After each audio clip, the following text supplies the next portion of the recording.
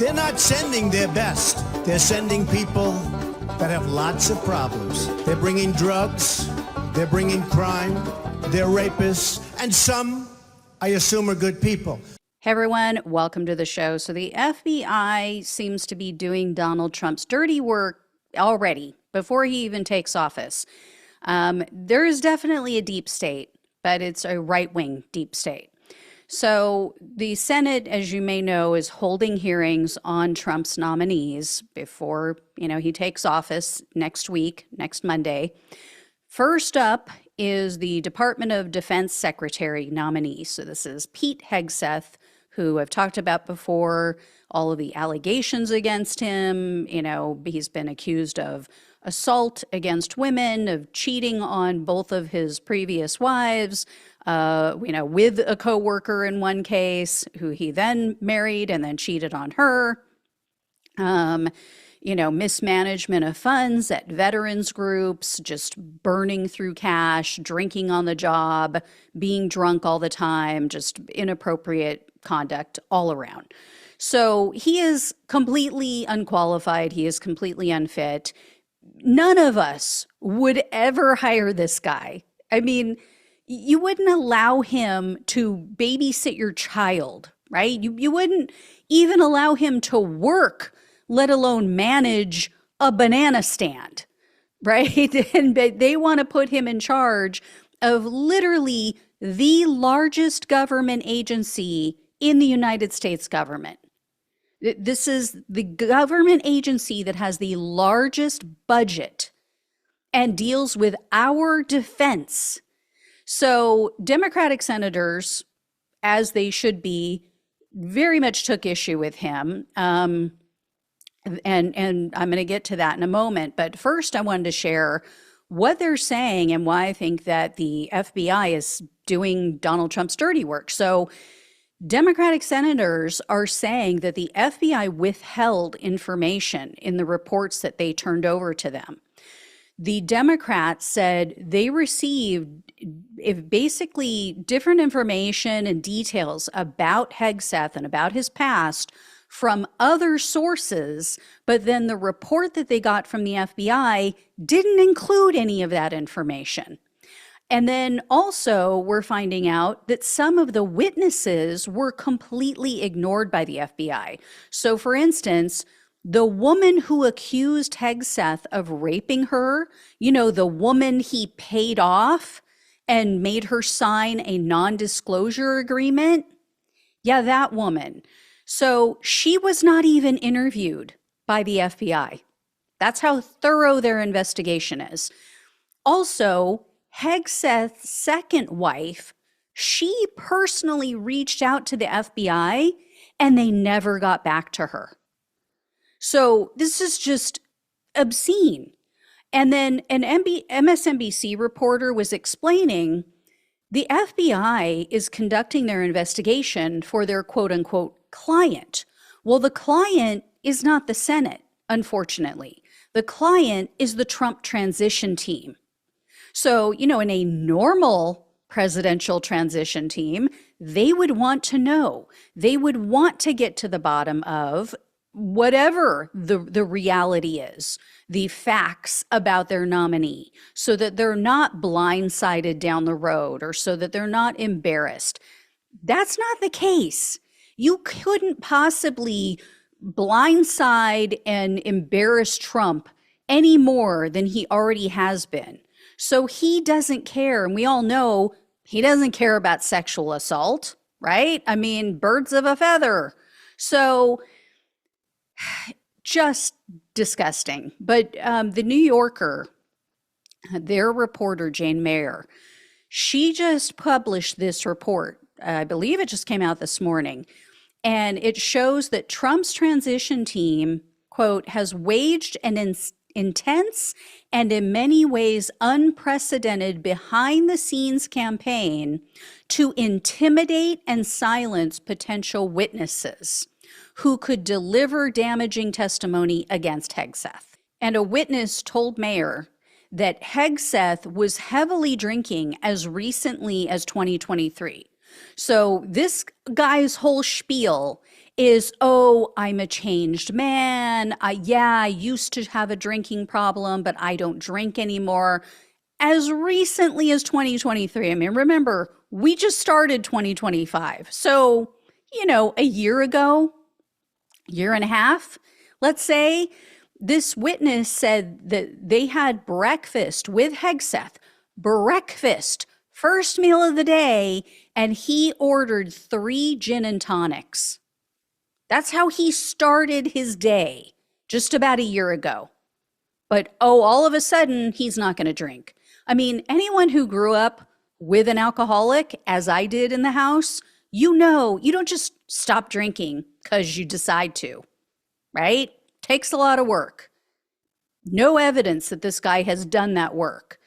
And then the witness also said, quote, I don't know how he could pass a security clearance, but they're trying to create a culture where whistleblowers are uncomfortable coming forward.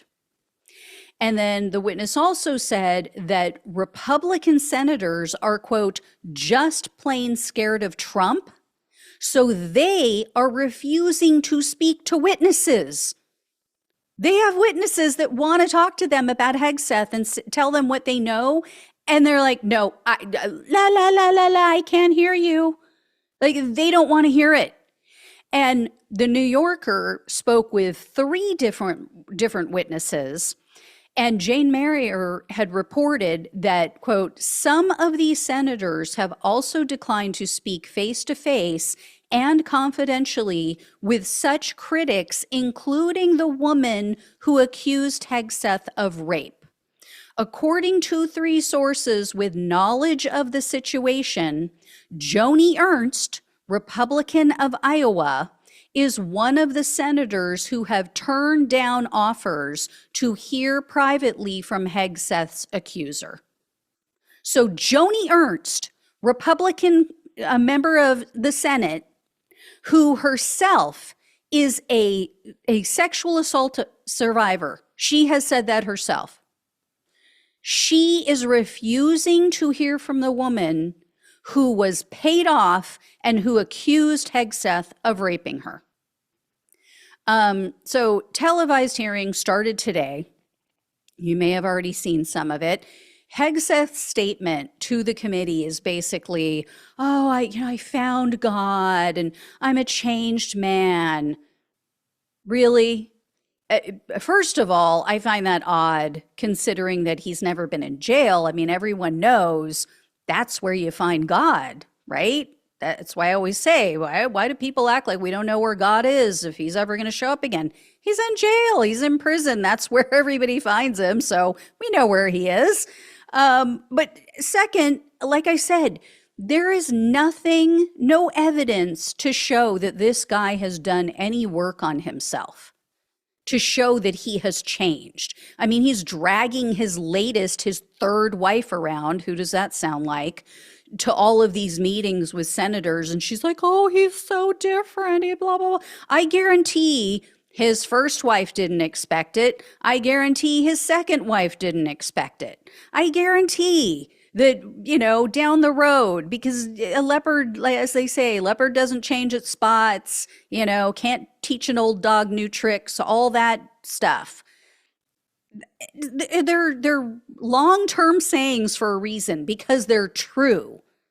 With very rare exception, people don't change. And if they do, it takes a lot of work and it takes a lot of self-reflection and it takes, therapy and admitting that what you have done in the past is wrong. Have we seen any of that from this guy? So anyway, Democratic Senator Jack Reed laid into Hegseth today. He told him he was, quote, unqualified for this job and, quote, you lack the character, closure, and confidence to hold the position of Secretary of Defense. And then he cited Hegseth's own book in which Hegseth wrote that, quote, the modern Democratic Party literally hates the foundational ideas of America. Yeah, a MAGA man saying that, imagine. And then also he wrote, quote, "The left is not our friend." I mean, no, when you all bow down to the apricot antichrist, no, we are not your friend.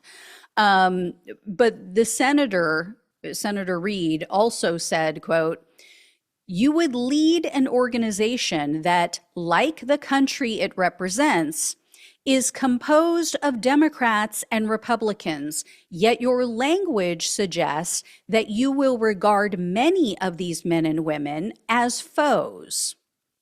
And then Democratic Senator Kirsten Gillibrand also called out Hegseth, but for his negative comments about women serving in the military, because remember, he said explicitly, plain, flat out, factual, in his view, that women should not be serving in combat, that they should not be allowed to serve in combat. She brought up one of his other comments saying that, oh, we need mothers, but not in the military. So she used those quotes against him. Then Democratic Senator Mazie Hirono questioned reports of Hegseth's drinking on the job when he was a Fox News host. Hegseth denied all of this, he and Republicans alike are, these are all, anonymous sources and blah, blah, blah, and you can't trust anonymous sources. And then she tried to hold his feet to the fire and she said, "Will you commit to resigning if you drink on the job? Because you've promised that you will not drink while you are Secretary of Defense. Will you commit today to resigning if you do?" And he just refused to answer. Now, unfortunately, none of this is going to make a difference. He is probably still going to make it through the confirmation process. Because, for one thing, Donald Trump is in charge. I mean, these are his minions. These are his little puppets. He pulls their strings. They say and do whatever he wants. So Republicans say they have enough votes to get this guy through. And they spent their time in this hearing apologizing to Hegseth, apologizing to a man accused of rape who paid off the alleged victim. I'm not joking. So Republican Senator Roger Wicker told Hegseth, quote, "Thank you, Mr. Hegseth, for your service, for your willingness to endure this. And I'm sorry for what has been happening to you, particularly the very idea that you should have to sit there and answer hypothetical potential in somebody's imagination. Crimes that may take place at some point. And wouldn't that disqualify you if you were a murderer or if you were a rapist? Unfair. And I'm embarrassed for this behavior." Yeah, you should be embarrassed, but not for what the Democrats are saying. You should be embarrassed for you, jackass. And if you have a daughter, if you have a granddaughter, they should be ashamed of you and never speak to you again. This is sickening. This is not a hypothetical. This is a woman, a flesh and blood woman, and a Republican, let me remind you. This was a woman who went to a Republican event for Republican women. She was tasked with getting Hegseth to his room that night and making sure that he got on the plane to leave the next morning because they knew that he was prone to, messing around. So she claims, a Republican woman who liked him, that this is what he did to her. And then he paid her off and silenced her with an NDA. So this is not a hypothetical. Anyway, he went on to praise Hegseth's so-called Christianity, and he said, quote, "You are going to have a great future as our secretary." And then other Republicans gave him similar praise, refused to acknowledge the reality of these allegations. So there you go. I mean, the party of family values, guys, full display. I mean, the biggest hypocrites, the most fake quote unquote Christians that ever walked the earth. These people are vile. They have no values, they have no ethics and no morals, and they prove it over and over and over again. It's all about power. It's all about doing the bidding of their dear leader. That's it. That's all they stand for. So here's the thing. We can't allow this to upset us. We can't. We have to just sit back because there's nothing we can do. There's nothing that's going to change this. So getting upset, freaking out, pulling our hair, not going to do a bit of good. The only thing we can do is grab some popcorn and point and laugh when this all blows up in their faces. When Hegseth falls on his face, potentially drunk, we get to sit back and say, told you so, ha ha. We get to be like, the kid in, was it Family Guy? Ha ha. That's what I'm going to do. I am just going to rub their noses in it, and I am going to scream it from the mountaintops. We told you so. You guys are idiots. You guys have no morals, and this is what you get. So, let's hope that he doesn't do any harm along the way. Let's hope that, our country is protected. Here's my hope in all of this. Here's what I think will be the saving grace. This guy is so in over his head. He is so unqualified. He's not going to know enough to do any damage. I think that the people around him will save him, so we may not even get to laugh at him, but I think the people around him will, act as a buffer zone for the little, out of control child running with the knives. I think they're going to put up the bumpers, they're going to put the little things on the corners of the tables so he doesn't crack his head. That's the best we can hope for, that there are people who actually do care, who aren't drunk, who, don't hate everybody who isn't like them, and who will make the right decisions. We'll see. It's going to be an interesting 4 years. All right. Thank you all so much for watching and listening. Please like, please share, and subscribe. Please donate if you can. Love you all. Take care. Talk with you soon.